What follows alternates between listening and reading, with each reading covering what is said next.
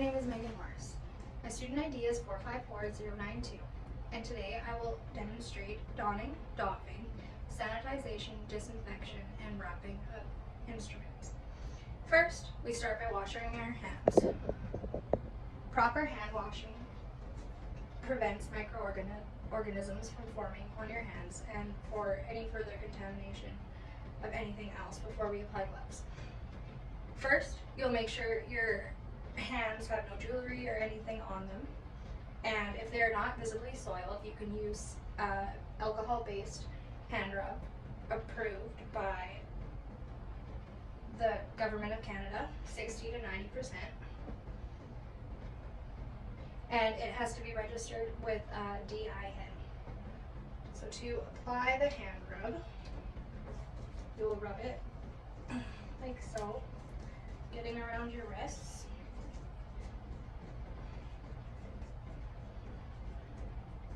You'll rub that until it is dry, so about 2 minutes.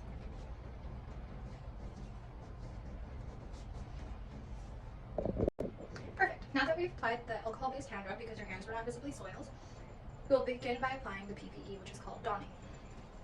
First, you will take your gown, put it on. This is to prevent any blood or bodily fluids from getting on your clothes or in contact with you. You'll grab the 2 strings at the back, securely tie them, and then reach around, make sure that it's covering all clothing, and tie that. Okay. Now we will apply the mask. And this is to prevent any respiration particles from getting into your respiratory system and also protect from splashes bodily fluid. So grab each thing, put it around your ears, make sure it covers your chin and your nose securely, and tighten it so that it covers properly. Next, we will apply goggles, safety goggles, to prevent any bodily fluid, blood, anything from getting into your eyes or harming your eyes in any way. And finally, we will apply surgical gloves, non-sterile, and do that. Make sure your gown is pulled all the way down because these will be going over your gown to ensure a sealed area. Like so.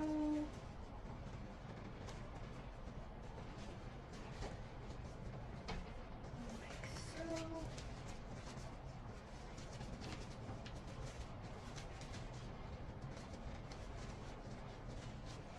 Alright, now we have properly applied all PPE.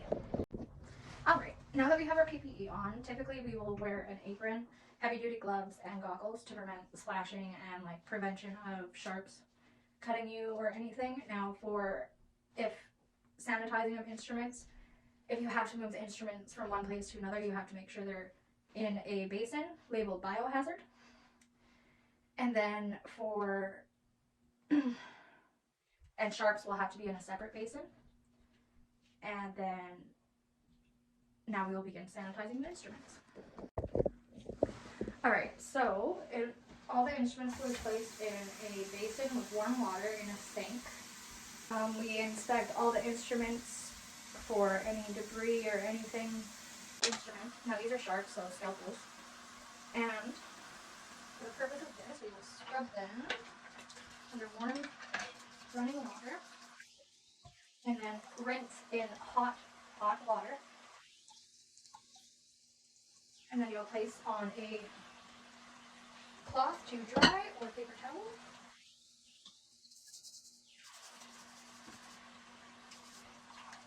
Do not place the instruments back in the sink with the soiled instruments. Perfect. Now we will dry the instruments with muslin paper or paper towel. Inspecting that. Now if this had hinges, I would ensure that the hinges were kept dry to prevent rust. Alright. we will place in a clean area of the clinic and place in water to prevent further contamination. Alright, now that the sanitization of the instruments is done, we will disinfect our area to prevent the contamination of any further germs, including the sink and anything around it, like so. Now, this will go into the biohazard bin. Your gloves will go into the biohazard bin, any paper towel, and your scrub brush will go into the biohazard bin. And also the removal of your gloves. Alright, now for the disinfection process, you will need a high-level disinfectant, and you will follow it per the label.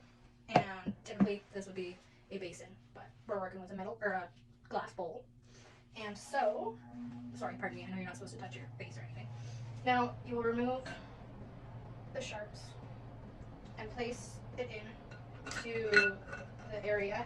You're supposed to be fully submerged, and you follow the directions on the back. So for the sharps and anything that comes into contact with the skin, it will be a high-level disinfectant because it's coming into bodily fluids and everything.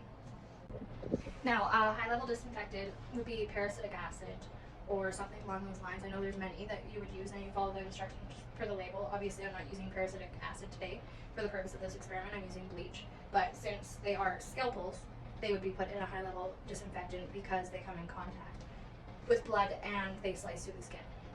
So, now after submerging the instruments in a high-level disinfectant, you would place the lid on the container and you would place a label on it and put the allotted amount of time, the name of the disinfectant, to ensure that everybody knows what is inside of that container so that nobody gets hurt in the process, essentially.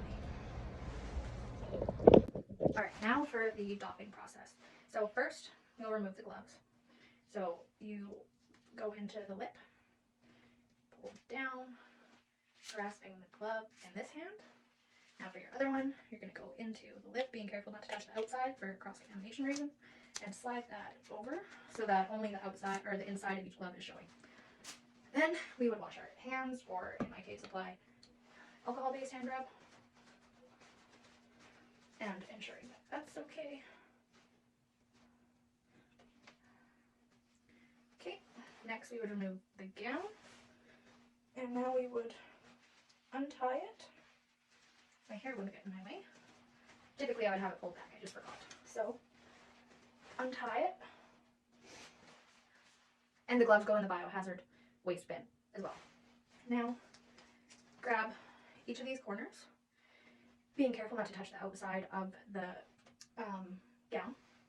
Slowly pull over, like so. Grasp the inside of the gown, pulling that sleeve out, and like so. Wrapping it so that the outside of the gown is now on the inside. Okay. In the disposable bin. Hand washing. Or sorry, no. Gloves or mask. Alright, now we remove eye protection, and if it's reusable, you put it in a sanitization bin or a biohazard medical bin where they sanitize the instrument, excuse me. So pretend I did that. And then removal of the mask, so you gotta be careful not to touch the outside of the mask to prevent cross-contamination and the spread of any germs getting on your hands or any bodily fluids so that you don't contract something. So you grasp like so, and just throw it in the bin. And then, you see, you have a paper towel dispenser. I do not. So turn warm running water on with a paper towel. Dispose of that. Then soap, running water, making sure that you get around everything like so, and like so. Obviously over the sink and ensuring that you don't touch the bottom of the sink. About 20 seconds. Rinse in a downward motion, or so that it rinses downwards, like so. And you would take a piece of paper towel, turn off the tap, and wipe your hands with this paper towel. And that is the doffing process. Alright, so today we will autoclave, or prepare instruments for autoclaving. Autoclaving destroys all the remaining microorganisms that might be on the instrument surfaces after sanitization and disinfection. So first, we will sanitize our hands with hand sanitizer to get rid of any of the germs that might be on them. Rubbing for 2 minutes until it is dry.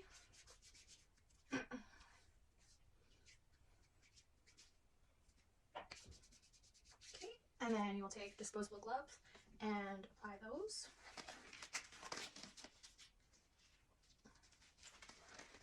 Like so. This is autoclave paper to wrap the instruments in. You ensure the surface is clean and flat. So now we will take the sanitized and disinfected instruments and ensure that the autoclave paper is diagonal. You'll place the instrument horizontal in the middle of the paper. And then, since this is a sharp, you will take gauze, or certain instruments have a tip that will go on it to prevent any poking or anything of anybody handling the autoclave wrapped instruments. So we place that on there like so. Now, if this was a hinged instrument, you would ensure that the hinges were open. And before we even place this on the autoclave paper, you will inspect it for anything or any remaining debris that might be on there. And if it is, you will have to repeat the sanitization and disinfection process again before it can be autoclaved. Then you will begin from the bottom, wrap up, and you will fold a corner down like so. Now these corners are for the purpose of touching after it is done the autoclaving.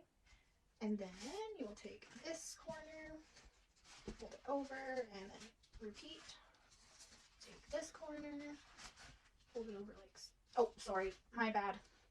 You must place a test strip in the center. This is to ensure that the autoclaving reaches the proper temperature and the proper pressure for the disinfection process, or for the autoclaving process. So now, since the strip is in there, we will fold over like so,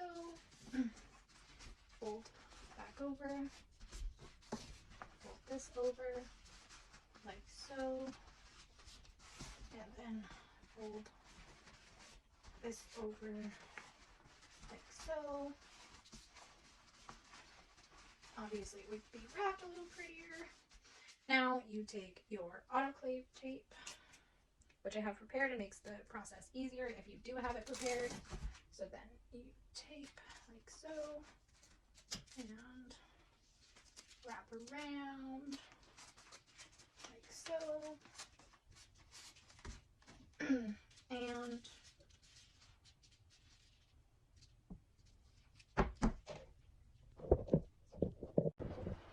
then you take another piece of tape. Oh my goodness, mine rolled up on me. And place it like so over this part. Ensure it's sealed. Then you will take a permanent marker.